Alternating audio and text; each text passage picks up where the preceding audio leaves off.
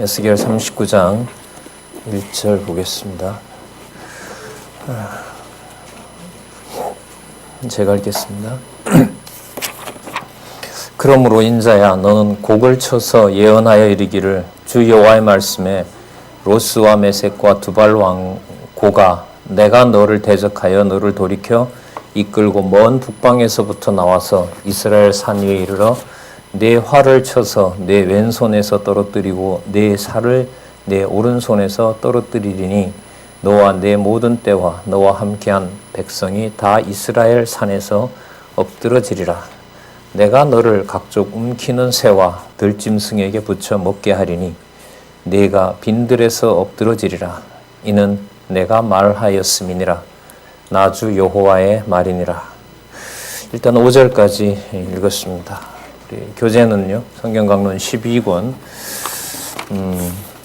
6138페이지에 보시면 에스겔 38장에서부터 39장까지 내용이 마곡을 멸한 후에 회복한다, 이렇게 말씀이 나와 있습니다. 이게 3번이니까 2번이 있었습니다. 2번이 35장, 36장, 37장에 무슨 내용이 있었냐면 세일을 치신다는 내용이 나왔습니다. 그 다음에 33장과 34장은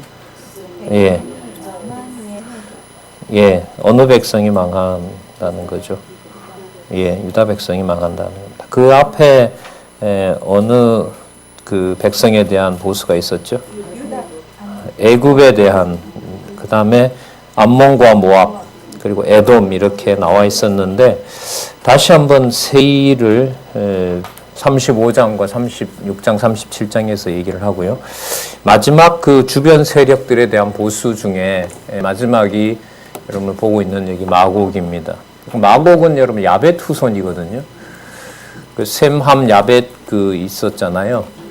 그리고 이 마곡이 나중에 계시록 마지막 장 20장에 가면, 마지막 부분 20장에 가면 또 한 번 등장합니다. 그래서 보통 신학적으로 종말론적으로 예수 그리스도의 권세에 대적하는 세력이다, 뭐 이렇게 의미를 부여하는, 이 의미가 아니고요, 좀 사실입니다. 어쨌든 여기에 그 38장에서부터 보시면 나오잖아요.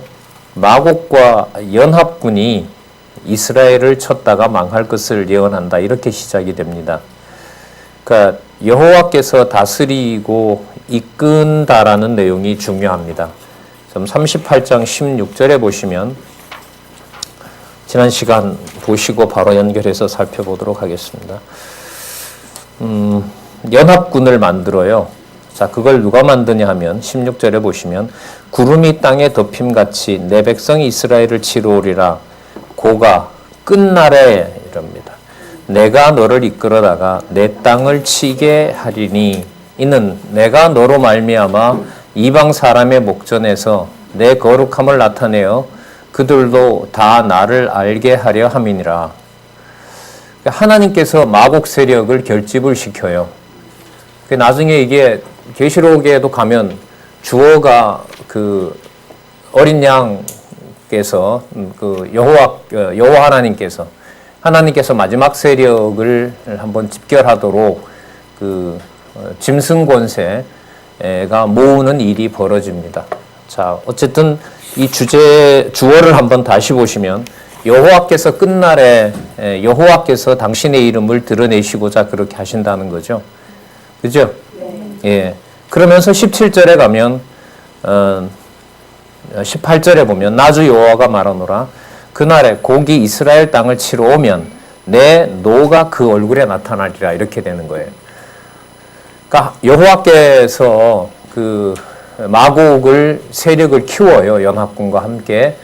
그 다음에 예루살렘에 몰려오게 하고요, 예루살렘을 쳐요. 누가 그렇게 하신다고요? 여호와께서 그렇게 하세요. 그 다음에 마곡을 없애버려요. 그러니까 여러분들 그 잠언의 요절이 악인도 악한 날에 하나님께서 쓰시기 위해서 준비해 놓았다는 말씀이 나오잖아요. 예, 그게 바로 그 25절부터 시작돼서 39절까지 계속 39장까지 진행되는 이방 대적을 여호와께서 이끌어서 써먹을 만큼 써먹고 마지막에 뭐 한다?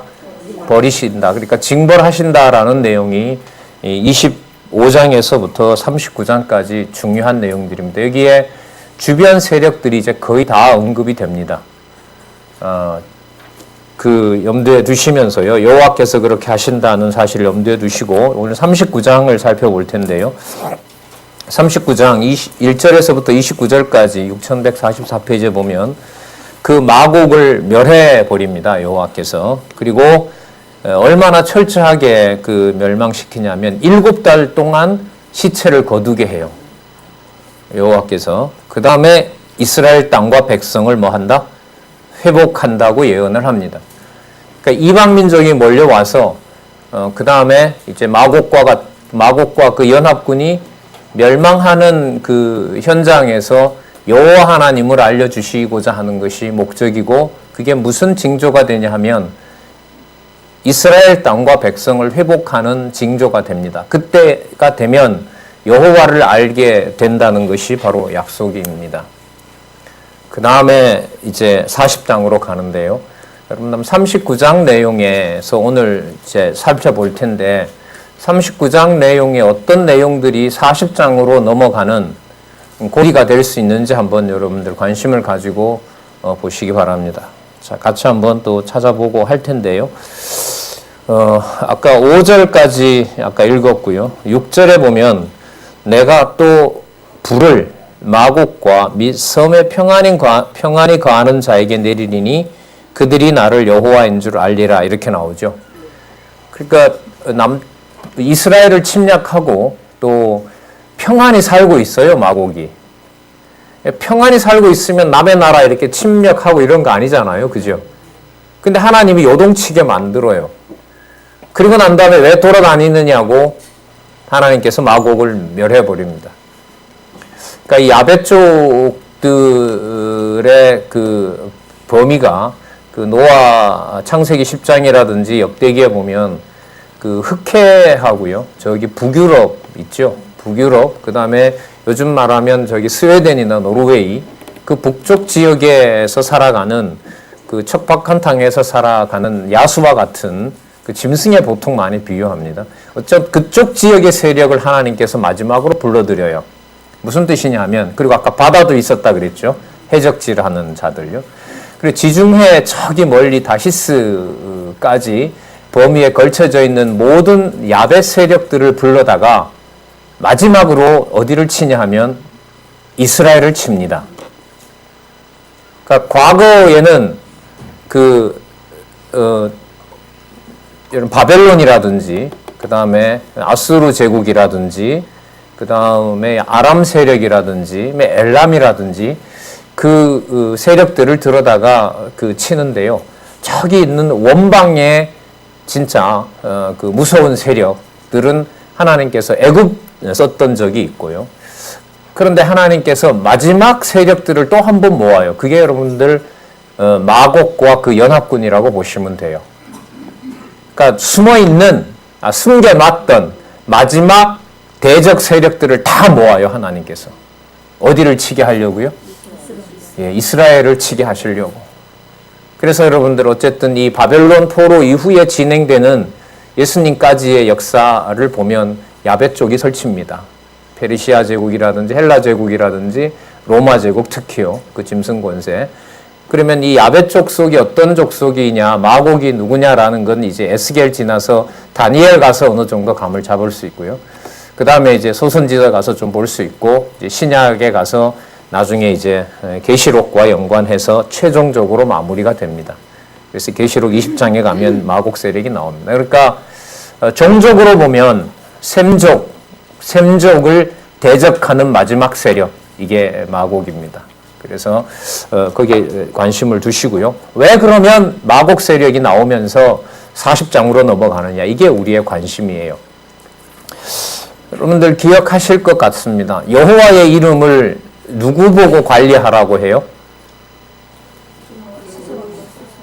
예, 질문을 좀 어렵게 했는데 주저하시면서 그래도 제대로 대답을 하시네요. 여호와의 이름을 누가 관리하신다고요? 예, 36장에서부터 36장, 38장, 39장 마지막 오늘 장에도 확인해 주는 내용이 뭐냐면 여호와의 이름을 여호와께서 관리하신다는 거죠. 그러면 우리가 하는 일은 또 우리가 받은 복은 여호와께서 여호와의 이름 관리하기 때문에 여호와만 바라보도록 해주시면 그게 가장 큰 은혜인 거죠. 맞습니까? 여호와가 관리하시는 게 부족하니까 저희들이 좀 도와드리면 여호와께서 좋아하시겠죠. 도와주는데 안 좋아할까요? 예, 방해예요. 예. 그러니까 오죽 그래서 여러분들 그 선지서의 주제가 확인이 돼요. 내가 왕이다는 거죠. 어디에 나왔었죠? 죄송하네. 이사야에 있는 걸 물었으니 제가 잘못한 거죠. 이사야 23장에 나오고요. 이사야 28장에 나오고요. 이사야 33장에 보면 나옵니다. 내가 왕되고 내가 내 면류관을 내가 확보할 것이고, 그리고 그 에스겔서에는 주어 우리 확인했죠. 내가 한다는 거죠. 그래서 내가 내 이름을 내가 거룩하게 한다. 그럼 이게 여러분들 이해가 쉽게 안 되는 게, 본인 이름 관리하려면 당신이 있는 성전이나 예루살렘을 잘 보호하시면 되잖아요. 그죠? 마곡 세력이 연합군이 몰려오게 할 필요가 있어요, 없어요? 여호와의 이름을 잘 관리하고 성전을 온전히 이렇게 잘 보호하려면 우리 생각에 저 멀리 그냥 잘 살아가고 평안히 살아가는 그 세력들, 무서운 세력들, 마곡을 그 원방에서부터 불러올 필요가 있어요, 없어요? 없죠. 근데 여호와께서 불러온다는 거죠. 불러와서 그들이 내 이름을 드러내는데 겪어야 되는 과정이 뭐냐면 그들이 예루살렘을 치러 와요. 여호와의 이름이 더럽혀지는 상황에 직면하게 하고, 그게 무슨 과정이냐면 여호와의 이름을 더럽히는 과정이 아니라 여호와께서는 누구 이름을? 여호와의 이름을 당신이 보호한다는 것을 우리에게 잘 보여줍니다. 여러분, 이런 생각, 이렇게 반복을 하다 보면 주 예수 그리스도의 교회를 누가 관리하실까요? 양육만 시켜주고 우리가 무장해서 승리하도록 하는 게 아니겠죠. 그죠? 예. 그러니까 에스겔서 이제 39장에서부터 이제 살펴보게 되면은요, 이제 여러 번 반복하는데 손을 못 대게 해요. 다윗과 솔로몬으로 돌아가서는 더 이상 소망이 없거든요. 말라기 가면 뭐 바치지 말라 그러죠? 지겹다 그러죠. 냄새가 지겹다 그래요, 하나님께서. 그러니까 성전 주어도 관리도 못하고, 그 다음에 재물 가져와도 진짜 받기도 싫고, 왕들은 다 자기 좋은 대로 판단하고 있고, 그래서 여호와께서는 당신이 관리를 하시겠다는 거죠. 그래서 여러분 선지서의 그 대표적인 신학적 의미가 여러분들 뭐냐면 사역입니다. 섭리를 통한 언약, 이른바 역사서는 여호와 하나님의 존재를 확증한다고 얘기를 하고요. 시가서를 하나님의 속성이라고 얘기를 합니다. 그 다음에 선지서를 뭐라고 하냐면 사역이라고 하는 주장을 하는데요. 전 그게 꽤 오래예요. 한 10여 년 넘었을 것 같아요. 저게 왜 저런 걸 하지? 섭리를 통한 언약에도 분명히 여호와의 사역이 나오는데, 근데 그게 이제 여러분들 우리 같이 확인했지만은 여호와의 이름을 내가 관리한다라는 말은 가운데는 안 나오잖아요. 맞죠? 오히려 출애굽기 보면 내가 거룩하니 너희들도 거룩하라고 하잖아요. 근데 지금 선지서에 오면 거룩한 거 너네들 손에 안 맡기고 내가 하겠다라는 거였고, 이사야서 40장에서부터 보면 그 거룩하게 할 왕이자 선지자이자 제사장인 메시아를 누구 혈통에서 준비한 게 아니다라고 얘기를 해요. 그래서 여러분 누구 이름이 나왔습니까? 고레스 이름이 나왔지 않습니까? 예. 그렇기 때문에 지금 하나님께서는 에스겔을 통해서 39장에서 이스라엘 땅과 백성, 그러니까 나라잖아요. 땅과 백성을 회복하는 얘기를 해주세요. 그래서 여러분 7절이 중요해요. 내가 내 거룩한 이름을 내 백성 이스라엘 가운데 알게 하여 다시는 내 거룩한 이름을 뭐하지 않게 한다? 더럽히지 않게 하리니 열국이 나를 여호와 곧 이스라엘의 거룩한 자인 줄 알리라 하셨다 하라. 그러니까 열국도 보게 돼요. 손댈 수도 없어요. 그러면 마곡 같은 세력이 몰려온 이유가 뭘까요? 여호와 알려주려는 것이 하나님의 목적인 겁니다. 뿐만 아니라 여기 내 거룩한 이름을 누가요? 하나님께서 더럽히지 않게 하신다 그러죠. 맞죠? 네. 예, 하나님께서. 이게 저희들 신앙의 마지막 여러분들 보루예요. 내가 뭔가를 해야 되는 것을 남겨놓는 것이 아니라, 그러니까 모든 프로그램이 지워져도 모든 이 주관자가 여호와라는 사실만 생각나게 되면 여호와는 계시해 주신 목적을 이루시는 겁니다. 거기에 생명이 있거든요. 그걸 우리가 노력해서 지킨다고 될 수가 없단 말이죠. 자, 그러면 8절 한번 볼게요. 나주 여호와가 말하노라 볼지어다 그 일이 이르고 이르리니, 분명히 이루신다는 거죠. 내가 말한 그날이 이날이니라. 반드시 그날이 오신다는 거죠. 11절에 한번 보면요. 그날에 내가 곡을 위하여 이스라엘 땅 곧 바다 동편 사람의 통행하는 골짜기를 매장지주로 주리니, 곡을 친다는 말이에요. 그러니까 바다 동쪽이니까 지중해 동쪽 블레셋 근방에다가 마곡의 무덤을 만들어 놓겠다는 거죠. 하나님께서 매장지를 만들어 놓는 겁니다. 이런 무기또도 어떻게 보면 그 부분이라고도 할 수도 있습니다. 어쨌든요. 자, 그 다음에 어디를 보시냐면 14절 보면 그들이 사람을 택하여 그 땅에 늘 순행하며 장사할 사람으로 더불어 지면에 남아있는 시체를 장사하여 그 땅을 뭐하게 한다? 정결케 한다. 시체 치우는 거죠.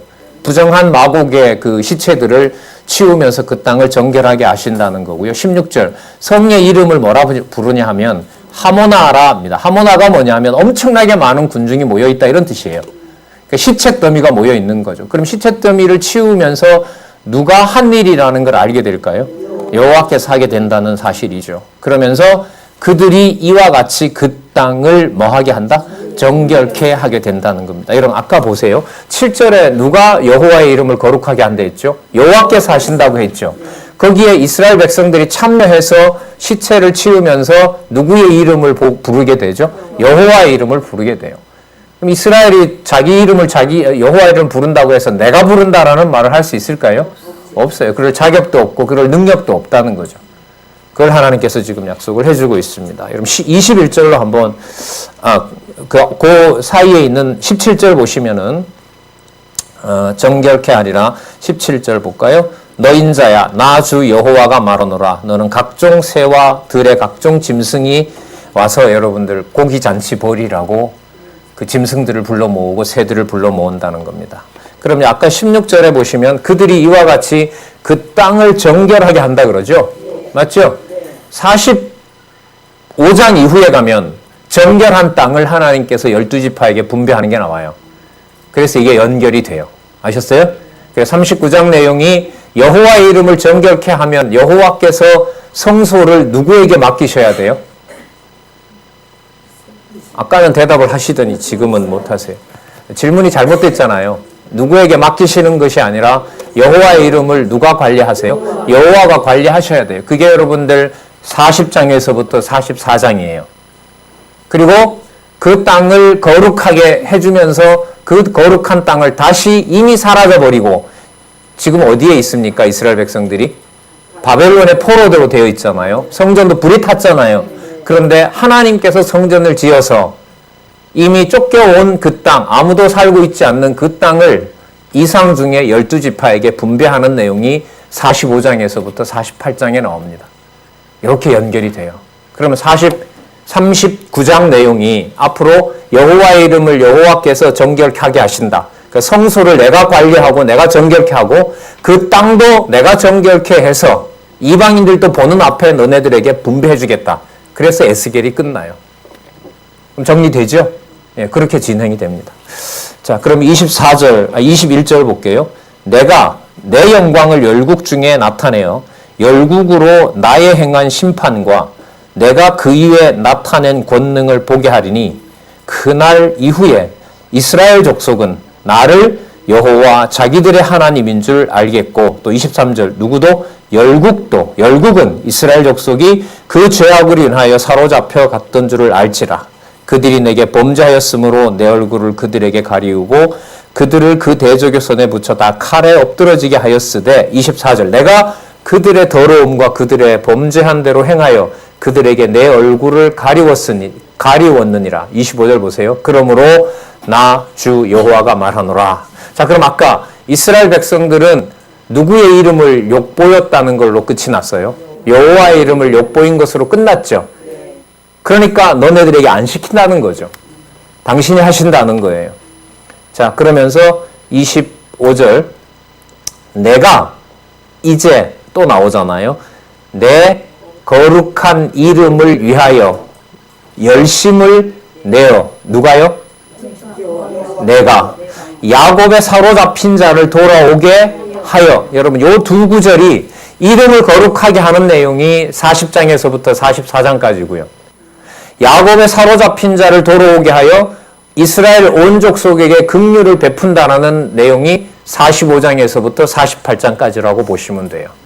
그래서 39장 내용은 모음심에 있어서 매우 중요한 장이라고 볼 수 있습니다. 그러니까 여기에 다 나오잖아요.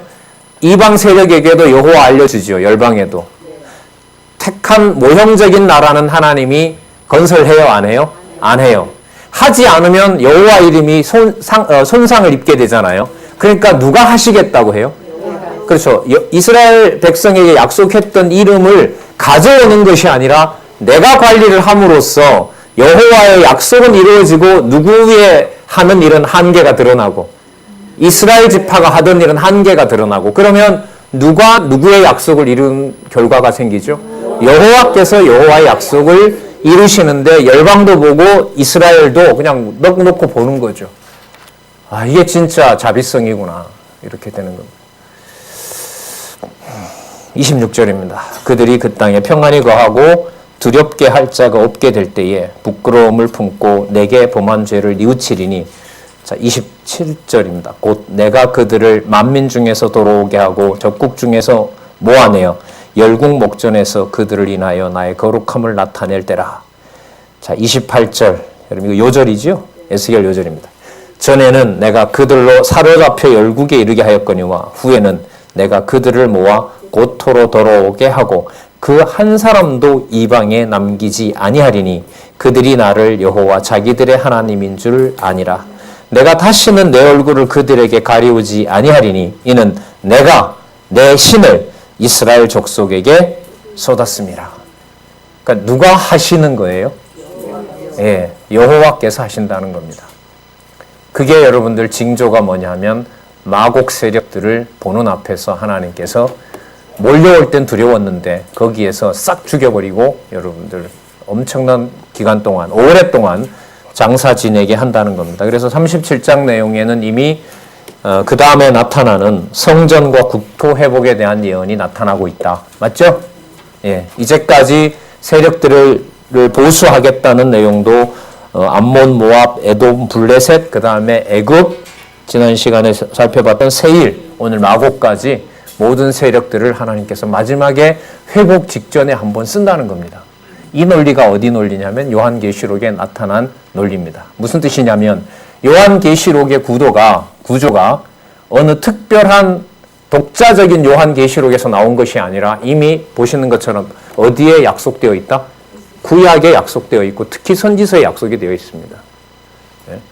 그래서 이 선지서를 우리 지금 이제 요한계시록 내용까지 여러분들에게 말씀을 드렸는데요. 여러분 이사야서 있잖아요. 이사야서는 그리스도께서 천으로 잉태하여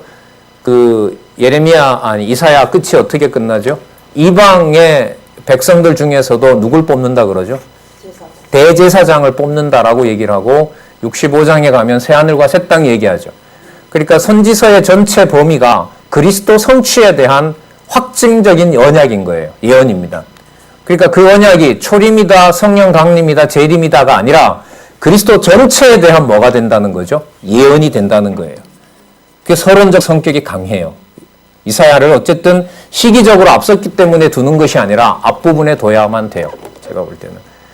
그 부분이 가지고 있는 의미가 굉장히 커요. 모든 그림을 그리스도의 최후 심판, 재림 넘어서 심판까지 새하늘과 새 땅까지 다 그립니다. 무슨 뜻이겠어요? 그리고 그 메시아를 누굴 소개한다 그랬죠? 고레스를 소개한다 그랬죠. 그러니까 다윗과 오늘 답이 나온 거예요. 다윗과 솔로몬, 아브라함과 다윗과 솔로몬에게 약속했던 나라를 내가 폐기하지는 않아요. 왜냐하면 여호와 이름이 있으니까. 하지만 누구 손에는 안 맡겨요. 예? 혈통 유대에게는 맡겨요, 안 맡겨요? 안 맡겨요. 그럼 약속을 이루시는데 누가 이루신다는 것이 확증이 되죠? 그렇죠. 그게 선지서에 확증되고 있고 그걸 전통신학자들은 언뜻 비치는 개념으로 선지서에는 뭐가 나타나 있다? 여호와의 사역이 나타나 있다. 이렇게 얘기한 거예요. 그 비밀이 제가 볼 때는 성경신학에서 풀어져 버렸어요. 하지만 선지서에서부터 말라기까지를 그 순서대로 이해를 정확하게 하면서 저기 계시록까지 내용에 서론으로 설명을 하지 않으면 중간에 어느 단절이라도 몇 개가 생기면 설명이 된다 안 된다? 안 돼요. 그래야 이 페이지가 맞아 들어가요. 이 시간이 참 많이 걸리더라고요. 많이 걸리고 또 확인해야 되고 전달하다가 보면 내가 스스로 벽에 부딪힐 때도 있고요. 그럼 와서 또 한 번 찾아보고요. 그래 그 사이에 여러분 어떻게 보면 18권까지 다 나온 거지. 이게 12권이잖아요. 12권 여러분들 기억나실는지 몰라도 성경 강론집은 여러분 이 12권에 와서 한때 주춤합니다.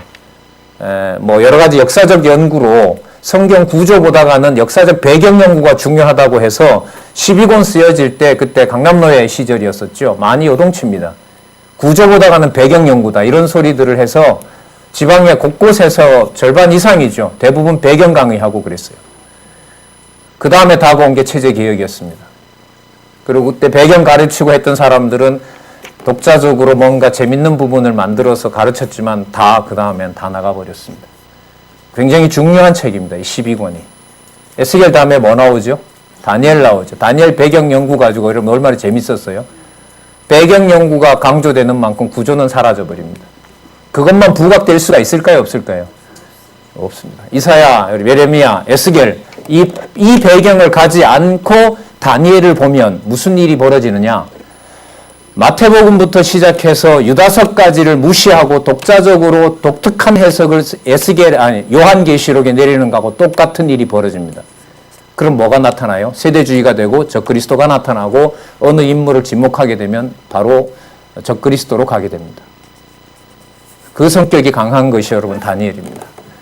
그래서 이사야부터 여러분 예레미야 그 다음에 에스겔 그 다음에 다니엘 그 다음에 소선지서 전체 그 그림을 그리지 않으면 여러분 복음서라든지 계시록까지 가는 큰 그림 그리스도 성취는 균형 있게 설명을 하기가 어렵다라는 것을 미리 말씀을 드립니다. 자, 6151페이지에 가시면 그리고 여러분들 6150페이지에 가면 여러분 이 모든 내용들이 모세 때 이미 신명기에서 다 약속하고 있다는 사실은 꼭 기억하시기 바랍니다. 무슨 말씀인지 아시겠죠? 이게 여러분들 만약에 586년이고 망한 지 12년까지 갔으니까요. 그러니까 회복이 앞으로 한 57년 남은 거예요. 지금 망하고 10년이 흘렀거든요. 망하고 10년이 흘렀으니까 이 이상을 줄 때 기간으로 보면 570년경 되거든요. 그럼 모세로 보면은 한 900년 전이죠. 900년 전 모압 광야에서 이미 약속했던 바라는 사실을 6150페이지에 보면 신명기 30장, 32장 근거 구절이 나와 있죠. 예, 여러분 이 들어가는 것과 안 들어가는 것의 차이는 굉장히 큽니다. 여기서 아셨습니까? 예. 자, 그 다음에 40장에서부터 48장에 보면 무엇과 무엇의 회복 예언? 성전과 국토 회복에 대한 예언이 나타납니다. 성전 회복에 대한 이상이 나타나는데 미리 말씀을 드리면 여러분 가지고 계신 스마트폰에 에스겔 성전 이러면 한글로도 되어 있고 영어로도 되어 있고 사이즈도 나오고 동영상으로도 나오고 도표도 나와 있고 하니까요. 한번 관심 있으면 보시기 바라고요. 자, 40장 1절을 한번 보시면은 우리가 사로잡힌 지 25년 맞죠? 이게 573년입니다. 강론집에 나오지만요. 성이 함락된 후 성이 몇 년도에 함락됐어요? 587년 6년 그때 함락돼서 14년 정월 10일 573년 이렇게 됩니다.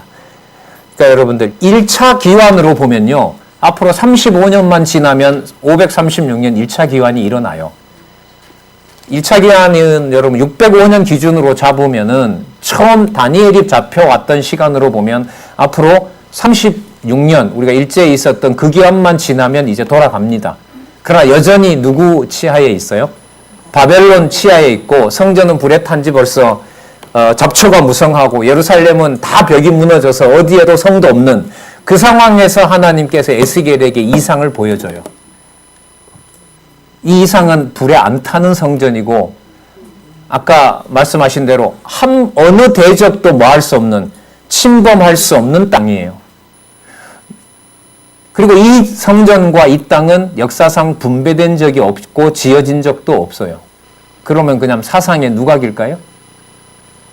헛개일까요? 뭘까요, 그러면? 분명한 실체를 메시아에 맞춰서 에스겔서는 마감을 하고 있는 거예요. 돌아가서 짓는 것은 스룹바벨 성전이라 그래요. 이것과도 다르고 솔로몬 성전과도 다릅니다. 나중에 헤롯이 80년간 지었던 것은 훨씬 규모도 크고 보기에 진짜 성전과 같은 그러나 거짓 성전을 지었다가 나중에 70년에 망하게 되고요. 또 한 번 세울 거예요. 유대인들이 개종하기 전에 엄청난 이제 그 민족 내에 분란이 일어나게 되거든요. 그 그 예언에 따르면은 그러면 이제 그 성전을 짓게 됐을 때 다 거짓 것을 섬길 때 그때 그리스도께서 재림하셔서 당신의 약속을 이루시겠죠. 한 번 또 남아 있어요. 성경으로 보면. 예? 예, 계시록이 나오죠. 예루살렘에다가 시온에다가 가짜 성을 짓게 되어 있어요. 지금 여러분 얼마 전에 수도 이전 다 했죠? 예, 미국 대통령 딸이 유대인으로 개종해서 참 재밌어요. 예, 성경에 선서를 두고 세운 아메리칸 대륙의 대통령의 딸이 가가지고 유대교로 개종을 해가지고 가짜 복음으로 가고 참 이상한 시대에 산다. 예. 자, 지금이야 미국이 큰 세력 같지만은요. 자, 어디나 야베 쪽에 자기 한계가 있습니다. 자, 1절 볼까요? 우리가 사로잡힌 지 25년이요. 성이 함락된 후 14년 정월 10일에 그날에 누구의 권능이? 여호와의 권능이 내게 임하여 나를 데리고 이스라엘 땅으로 가시되 하나님의 이상 중에 자 어디에서 보여주는 거예요? 이상 중에 보여주는 거죠. 이게 여러분들 그냥 희망한 걸까요? 아니면 허망한 걸까요? 아니면 이게 실체일까요? 누구를 전제로 한? 메시아. 메시아가 와서 성취하실 내용에 대한 더 나아가서 교회 또 더 나아가서 천년왕국 더 나아가서 새하늘과 새 땅까지 연결되는 바로 그 과정에 있는 이상을 하나님에게 보여줍니다. 이런 걸 하늘에 두지 말고 안 타게 하면 좋잖아요. 그죠? 나라도 안 빼앗기지 않고 성전도 관리되면서 잘 관리되는 걸 보면서 뭘 연상시켜주면 좋아요. 야, 이런 게 하늘에 더 좋은 게 있어. 이렇게 설명하면 얼마나 확신에 차고 좋아요. 근데 하나님 그렇게 하지 않았어요. 어디 걸 머물러 버렸어요? 지상에 있는 여호와 이름을 다 허물어 버렸어요. 짓밟히도록 해버렸어요. 기명은 점으로 빼앗다가 여러분들 그 바벨론 땅으로 옮겨놨어요. 물론 나중에 그대로 다 돌아오지만은요. 자, 2절에 하나님 이상 중에 나를 데리고 어디에 이르러? 그 땅에 이르러 나를 극히 높은 산 위에 내려놓으시니 거기서 나무로 향하여 성읍 형상 같은 것이 있더라. 여러분 실제로 그 땅에는 성읍이 있어요? 없어요? 없어요. 십몇 년 지났으니까 그냥 황무지예요. 황무지. 예, 황무지예요. 자, 거기서부터 이제 시작이 됩니다. 자, 3절에 보면 모양이 녹같이 빛난 사람 하나가 손에 3줄과 청량하는 장대를 가지고 문에 서 있습니다. 정확한 규격을 가지고 있습니다. 자, 그 다음에 4절에 그 사람이 내게 이르되 인자야 내가 내게 보이는 그것을 눈으로 보고 귀로 들으며 내 마음대로 생각할지어다. 내가 이것을 내게 보이려고 이리로 데리고 왔나니 너는 본 것을 누구에게? 이스라엘 족속에게 그대로 고해라. 아니, 스룹바벨 성전은 또 이것하고 달라요. 이걸 그대로 일러주라는 거죠. 어디 중에 본 거? 이상 중에 본 거. 그게 이제 48장까지 나옵니다. 자, 5절. 내가 본즉 집 바깥 사면으로 자 먼저 뭘 소개하냐면 담을 소개하죠.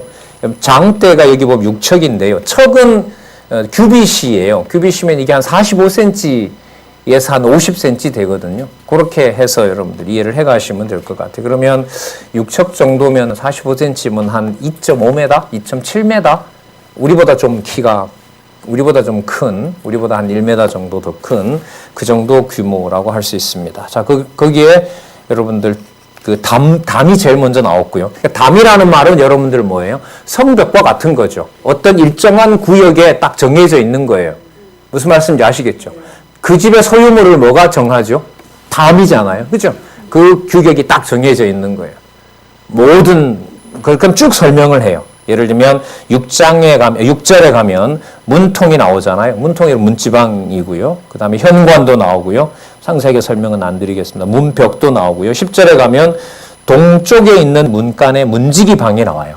그럼 이 에스겔 성전의 특징이 뭐냐면 문지기 방이 30개가 있어요. 참조로 여러분 여기를 먼저 보셔도 돼요. 어디를 보시냐면 그 그림 도표를 그 박윤선 박사의 그 강론에서 잘 여기다가 참조하자라고 잘 넣어놨는데요. 6173페이지에 가면 성전의 전면도 나오죠. 그죠? 6173페이지. 맞죠? 예. 그래서 여러분 이걸 놓고 여러분들 그 동영상 한번 보시면은요. 아마 이게 소개를 아마 뭐 초등학생들도 다 할 수 있을 정도로 아주 뭐 좀 잘 설명들 하고 있어요. 여러분 거기 500척이죠? 왼쪽에 보면 500척이라고 되어 있죠. 500척 같으면요, 이게 한 225m다니까요. 그 성막보다 가는 이게 한 5배 커요. 225m니까 100m니까 2배 넘네요. 2배 넘고 솔로몬 성전보다 가는 한 서너 배 크고요. 그 지어진 적도 사실 없고요. 나중에 또 헤롯이 지었던 거하고는 또 다르고요. 어쨌든 자, 이걸 이상 중에 보여준단 말이죠. 자, 40장으로 넘어와서 한번 보도록 할게요. 자, 그래서 담과 그 부속 건물들에 대해서 쭉 설명을 하고 있고, 여러분들 아까 6173페이지에 보면 4번 있죠. 4번이 제일 많죠.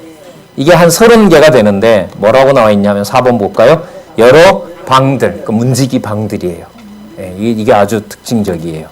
문지기 방들로 되어 있고요. 자, 그 다음에 우리 40장 17절로부터 27절 가볼게요. 여기에는 바깥들과 북쪽, 남쪽 입구의 부속 건물들의 청량 모습을 증언하는데, 그것은 여러분 평면도가 6157페이지에 이름까지 정확하게 해서 종류는 다 기록이 되어 있습니다. 5번에 안문통이라는 말은 안쪽 문을 말하는 거예요. 여기 오른쪽에 보면 그게 계단이거든요. 계단에 올라와서 쭉 들어가게 돼요. 이걸 지나면 여러분들 6157페이지 있죠? 이걸 지나면 성소가 나와요. 아셨어요? 네, 이걸 지나면 성소가 나오고 지성소가 나오고 이렇게 되어 있어요. 자, 들어가는 입구가 그러니까 처음에 들어가야 되고요. 그 다음에 현관문을 한 25m에서 30m를 지나가야 돼요. 그걸 지나가는데 문이 그 성막 같으면 여러분 전면에만 있죠. 에스겔 성전의 특징은 뭐냐면 서쪽에 있고요. 서쪽에 있고 동쪽, 남쪽, 동쪽, 북쪽, 남쪽에 현관이 다 있어요. 다 들어오게 돼요. 네, 다 들어오게 되어 있어요. 자, 어쨌든 아까 39장에는 이방인들에게도 하나님의 능력을 보여준다고 했던 면을 한번 연관을 하시면서 좀 생각을 해보자고요. 자, 19절에 보시면은 그가 아랫문간 앞에서 안뜰 바깥문까지, 그러니까 문 앞에서부터 안뜰에 있는 바깥문을 지나야 돼요. 지나서 다시 성소로 가게 이렇게 되어 있어요. 자, 다르죠, 앞부분하고는요. 자, 그 다음에 40장 28절에서부터 29절에 가면, 자, 이제 들어왔어요. 현관문을 들어오고 그 다음에 안뜰이 나올 거 아니에요. 안뜰을 지나서 이제 성소로 간단 말이에요. 안뜰 남, 동, 북쪽 입구 부속 건물의 청량한 모습을 여기서 증언하고 있습니다. 자, 나머지 부분들 참조하시고요. 저랑 같이 읽어볼 부분은 42절 볼게요. 자, 42절. 또 다듬은 돌로 만들어서 번제에 쓰는 상 넷이 있는데 각 장이 1척반이요 광이 1척반이요 고가 1척이라 번제의 희생을 잡을 때 쓰는 기구가 그 위에 놓였으며 현관 안에는 길이가 손바닥 넓이만한 갈고리가 사면에 박혀 상들에는 뭐가 있다? 여러분 희생고기까지 이미 이 상 중에 다 있어요. 그럼 뭐 한다는 말일까요? 망해서 붙잡혀 와서 바벨론에 붙잡혀 와 있지만 이 이상에 보여주는 걸로 보면 뭐가 진행되고 있어요? 제사가 진행되고 있는 거죠. 여러분 여기 있는 기구들은 지금 누가 싹 가지고 갔죠? 느부갓네살이 가지고 가서 전부 지금 한 곳에 모아놨어요. 근데 이상 중에 보여주는데 보면 성전 제사가 제대로 진행이 되고 있어요, 지금. 부삽도 있고, 거기 뭐, 아까 뭐도 있다 그랬어요. 희생 고기도 있고. 그럼 야, 무슨 게 진짜일까요? 이게 진짜일까요? 그 진짜가 그럼 뭘까요? 누굴까요? 메시아죠. 참성전으로 오실 메시아인 거예요. 예. 자, 참 묘하죠? 눈앞에는 성전이 불에 탔는데, 이상 중에는 내가 준비해 놓은 모심의 목적인 내가 성전을 준비해 놓고 있다는 사실을 지금 그 에스겔에게 가서 분명히 전하라고 얘기를 하고 있는 겁니다. 여러분, 이렇게 보면 이스라엘 백성들이 아유, 이제 망했다, 죽었다 이런 말 할 수 있을까요, 없을까요? 예? 없죠. 이게 실체면. 맞죠? 그럼 여러분 잘 보세요. 우리의 생명과 우리의 모든 어떤 영적인 근원은 창세전 여호와 하나님의 생명 안에 있잖아요. 맞죠? 그걸 전제로 하면 아, 이제는 망했다. 이 말이 성립할까요, 안 할까요? 안 하죠. 안 하죠. 뭐 이걸 뭐 신앙적으로 이렇게 뭐 적용해서 내리러 왔자 이런 얘기가 아닙니다. 이게 실제라는 거잖아요. 이게 실제라는 거거든요. 이걸 여러분 뭐 무슨 수련을 해서 아니면 무슨 여러분들보다 제가 먼저 좀 정보를 가지고 있다고 저한테 무슨 특별히 선명하게 그런 거 없어요. 여러분들도 반복해서 보시면 이런 내용들이 들어오게 되죠. 분명한 사실은 그리스도 안에 있는 하나님의 교회는 절대로 패배하는 법이 없습니다. 망해봤자 성전 불타는 것밖에 없어요. 우리가 볼 땐 그게 끝인 줄 알잖아요. 맞죠? 그 이름이 불에 타면 다 끝나는 줄 알아요. 김영길이 다 가져가면 성전이고 뭐고 다 회파된 줄 알아요. 근데 에스겔에게 보여준 것은 그렇다, 아니다. 아니다. 그거 아니다.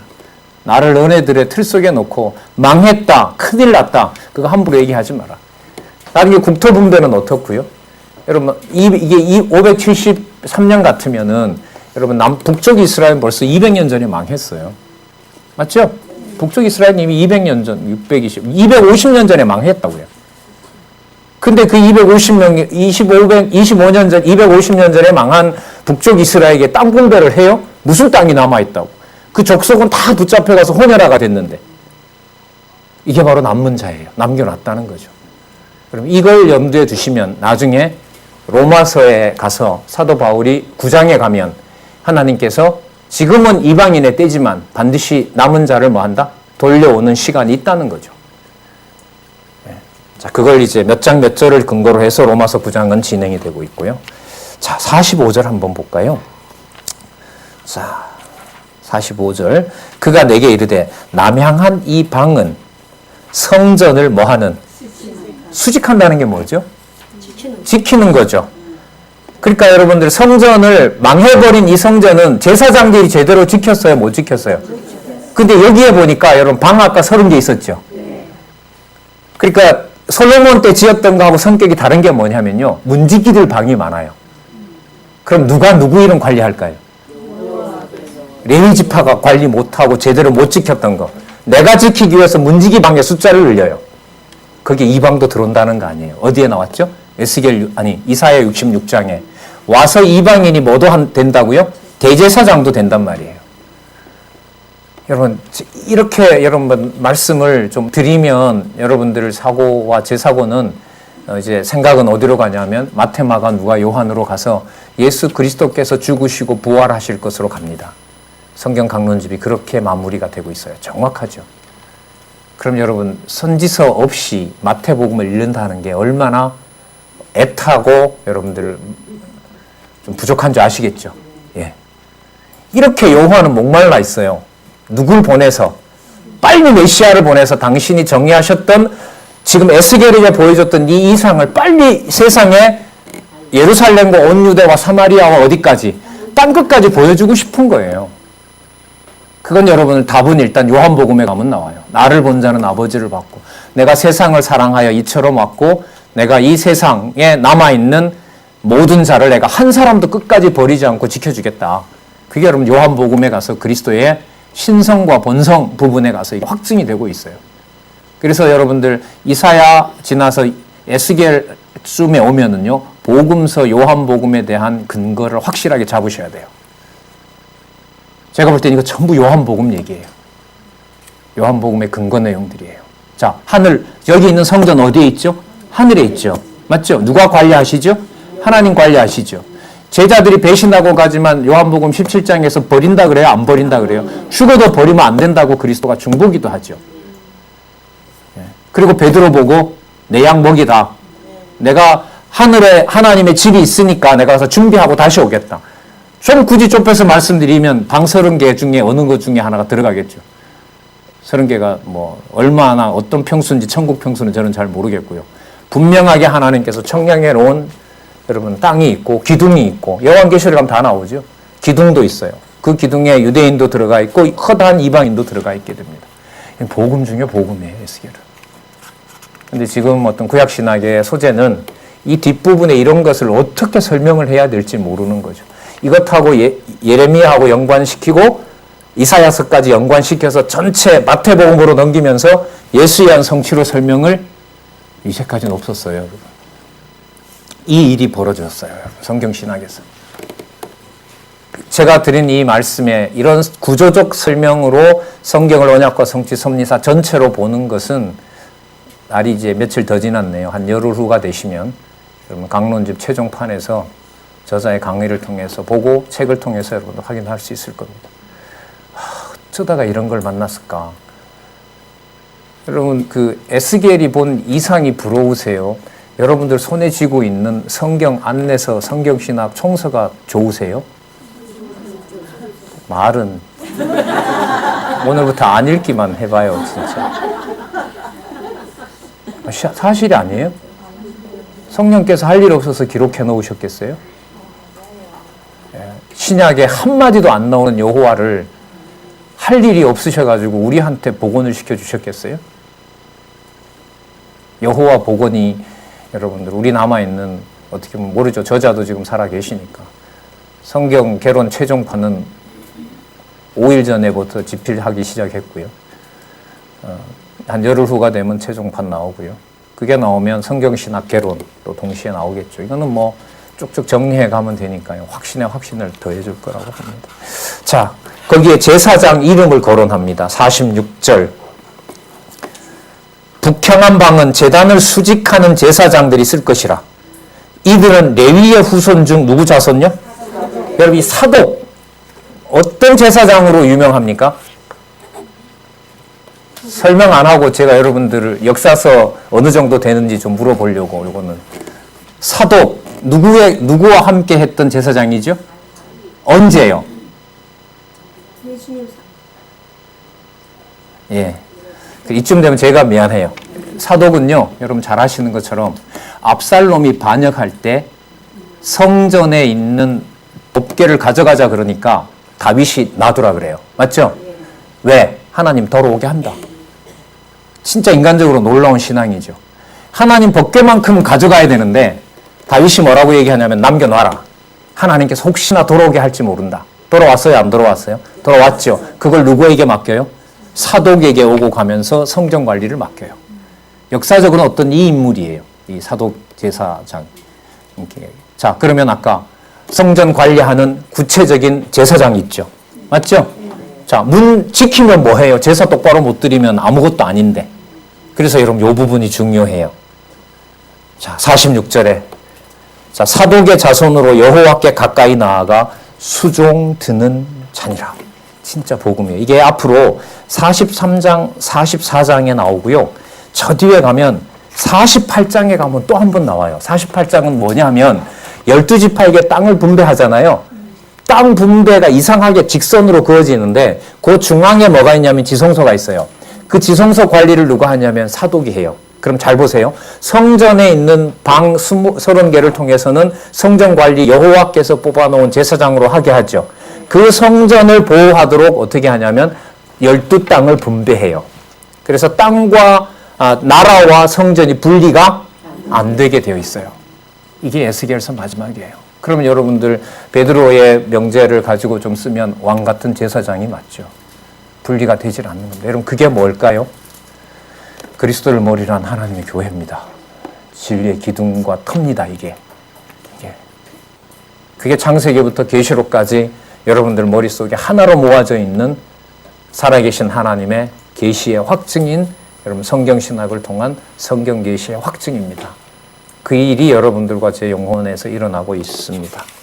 자, 41장과 42장은 전과 별관과 안담 청양 모습입니다. 그러니까 바깥 썼으니까 어디로 가지고 와요?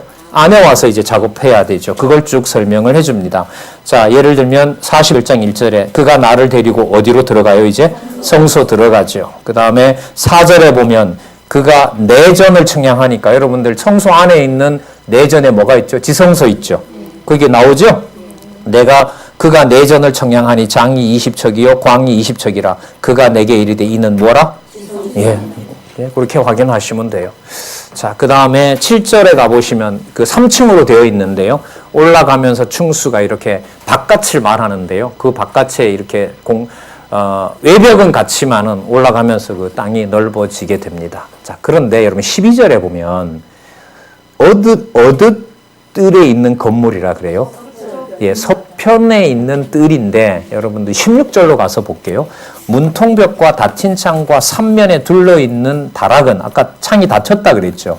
문통 안편에서부터 땅에서 창까지 널판으로 가리웠고 땅은 이미 뭐라 그래요? 닫혀 있다 그러죠. 여러분들 어디냐 하면은요. 6173페이지 한번 가보세요. 6173페이지에 가면 그 왜 성소 지성소 있는 12번 숫자 있죠. 보이세요? 6173페이지 12번. 찾으셨어요? 12번 왼쪽에 보면 약간 진한 실선으로 박스 되어 있죠. 지금 여기를 설명을 해요. 닫혀 있는데 뭐가 있는지 설명은 잘 안 해요.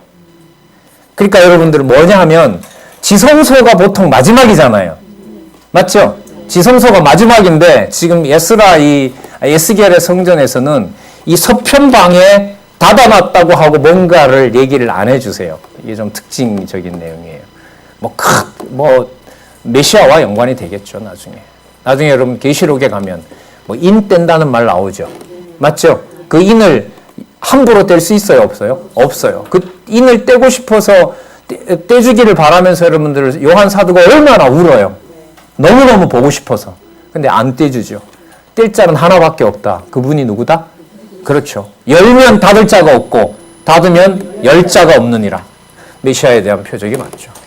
성경 나온 데까지만 우리가 가도록 그렇게 하겠습니다. 그리고 22절에 보시면 곧 나무 제단에 고가 3척이요 이렇게 나오죠. 여러분 보통 지성소에 뭐가 있어요? 언약궤가 있죠. 언약궤 안에 보통 뭐가 있죠? 세 가지가 있잖아요. 만나 싼난 지팡이, 그 다음에 법궤, 그 다음에 만나. 근데 이게 여러분 바벨론 이후에는 여러분들 법궤도 사라졌다고 보통 얘기를 해요. 근데 여러분들이 에스겔 성전에서 지성소에 들어가 있는 것은요, 나무로 만든 박스 하나밖에 없어요. 나무로 만든 상이 전부예요. 어쨌든 여러분 참조하시기 바랍니다. 그러니까 다른 거예요, 그러니까 전체로 보면 뭐가 맞지만, 성전이 맞지만, 맞죠? 성전이 맞지만, 망해버린 것과는 다른 모양을 이상 중에 에스겔에게 하나님께서 지금 보여주고 계신 거예요. 그리고 그것을 아까 이사야서 내용으로 보면 누구도 참여하는, 이렇게 연결을 시키면 돼요. 자, 그래서 42장 내용은 아까 안뜰에 별관들을 지어놨다라고 얘기를 하고 있습니다. 6168에 가면요. 북과 남편 안뜰의 별관과 담에 대한 청량 모습을 증언합니다. 그래서 그 내용들이 여러분들 42장까지 나타나고요. 자, 다 지었으니까 43장부터 44장에 보시면 자, 제단과 자, 뭐가 나오죠? 예, 그렇죠. 제사 회복을 어떻게 하는지에 대한 내용이 43장에서부터 44장까지 나옵니다. 다 지었는데 제사 행위가 일어나지 않으면 안 되죠. 그래서 43장 1절에서부터 27절에 보면 전에 거하면서 정결한 제단에 무슨 제를 받는다고요? 여러분 감사제는 제일 먼저 드리나요? 아니면 제일 나중에 드리나요? 그렇죠. 감사제는 여호와 하나님께서 제사를 받아줬을 때 가능해요. 그래서 이것도 의미가 있는 거죠. 맞죠? 그러니까 보세요. 성전 누가 준비해서 누가 드리게 하고 누가 감사한 것까지 다 받아줘요. 그러면 누가 누구의 전을 누가 관리를 하세요? 여호와께서 여호와의 전을 여호와의 이름을 위하여 여호와가 관리하시는 거예요. 그래서 내가 한다는 거예요. 그래서 누가 와요? 메시아가 아버지의 이름으로 오신 거예요. 그래서 요한복음 1장 18절 같은 경우에 아버지의 품속에 거하는 독생하신 하나님이라라는 표현이 나오는 거예요. 저는 모르겠어요. 저는 이 선지서 이제 에스겔 후반부로 오면서 자꾸 저는 요한복음이 이렇게 연결이 돼요. 그 말은 마태, 마가, 누가 요한을 무시하자는 게 아니고 마태, 마가, 누가를 전제로 해서 예수 그리스도의 신성이 본성으로 성취되는 내용의 그림을 선지서에서 그리고 있다. 그래서 저는 자꾸 이 통일성과 관련해서 연결성을 여러분들한테 말씀을 드리는 겁니다. 같이 확인해 주셨으면 참 고맙겠습니다. 기도하겠습니다. 하나님 아버지 감사합니다. 오래전에 또 그리스도 오시기 수백 년 전에 그리스도가 이 세상에 이루어 주실 성취의 영광스러움이 무엇인지 하나님 이 선지자들을 통하여 알려주셨습니다. 나라는 망하였고 성전은 불에 탔으나 하나님 바로 그곳이 하나님이 존재하지 않는 것이 아니라 하나님은 하늘에 속한 하나님의 영원한 나라를 너무도 분명하게 확증해 주셨습니다. 하나님, 하나님의 교회 더 사랑할 수 있게 해 주시고 진리의 토대를 둔 아름다운 교회 지어지는데 하나님 선한 종으로 하나님 충성된 종으로 저희들을 써주시기를 간절히 소원합니다. 예수님의 이름으로 기도드렸습니다. 아멘. 예, 수고하셨습니다.